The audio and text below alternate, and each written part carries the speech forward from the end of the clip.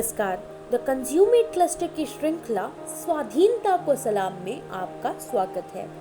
मैं हूँ गोधुली शर्मा और आज हम बात करने वाले हैं छत्रपति शिवाजी महाराज, बेगम हजरत महल एवं खुदीराम बोस के बारे में। चलिए शुरुआत करते हैं छत्रपति शिवाजी महाराज से। हिंदू हृदय सम्राट व भारत के पराक्रमी मराठा शासक छत्रपति शिवाजी महाराज एक ऐसे शासक रहे जिन्होंने मुगलों को घुटने टेकने पर मजबूर कर दिया।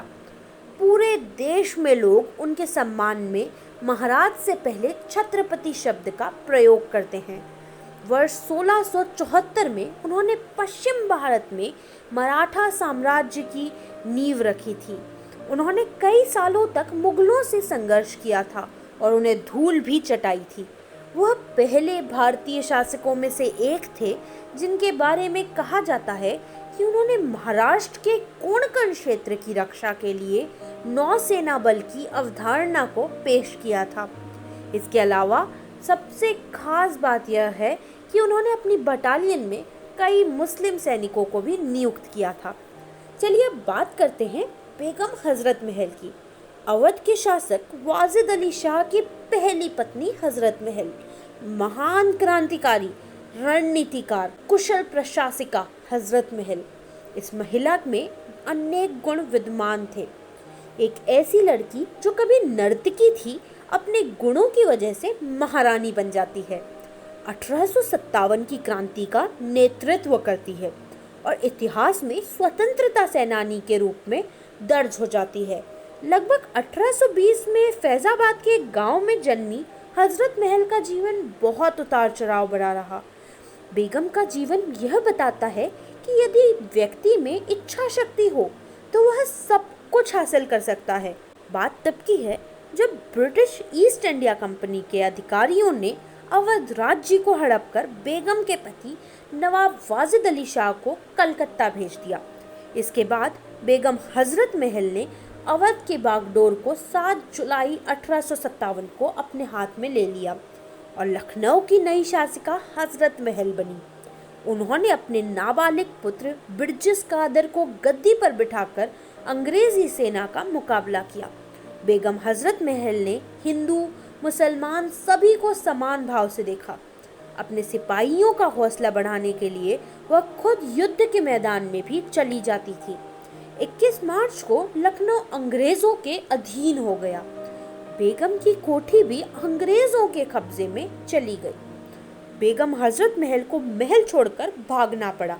राजपाट छिन जाने के बाद भी बेगम ने हिम्मत नहीं हारी। उनमें संगठन की अभूतपूर्व क्षमता थी। इसी कारण अवध के जमींदार, किसान और सैनिक उनके नेतृत्व में आगे बढ़ते रहे। आलमबाग की लड़ाई के दौरान अपने जाबाज सिपाहियों की बेगम ने भरपूर हौसला अफजाई की। वह हाथी पर सवार होकर अपने सैनिकों के लिए दिन रात युद्ध करती रही, लेकिन लखनऊ की जंग में वे पराजित हो गई।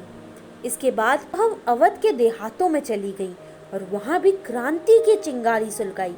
बेगम हजरत महल ने जब तक संभव हो सका अपनी पूरी ताकत से अंग्रेजों का मुकाबला किया। ऐसे ही एक और क्रांतिकारी रहे खुदीराम बोस। वो उम्र जब एक युवा अपने करियर और आने वाले भविष्य को लेकर परेशान रहता है, उस उम्र में एक ऐसा क्रांतिकारी निकला जो देश के लिए सूली पर चढ़ गया।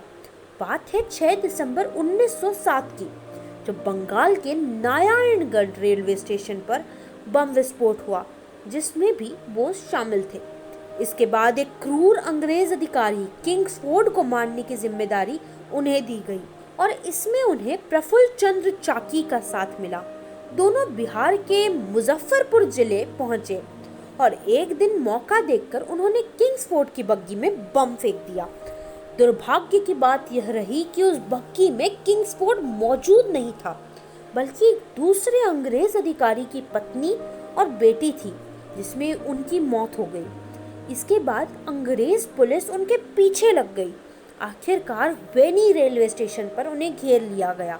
महज 18 साल की उम्र में देश के लिए अपनी जान न्यौछावर करने वाले खुदीराम बोस को 1908 में 11 अगस्त यानी आज ही के दिन फांसी दी गई थी। तो कंज्यूमेट क्लस्टर की पूरी टीम सभी स्वतंत्रता सेनानियों को शत शत नमन करती है। ऐसे ही और वीडियोस देखने के लिए हमारे YouTube चैनल को सब्सक्राइब कीजिए और इस वीडियो को ज़्यादा से ज़्यादा लोगों तक शेयर कीजिए।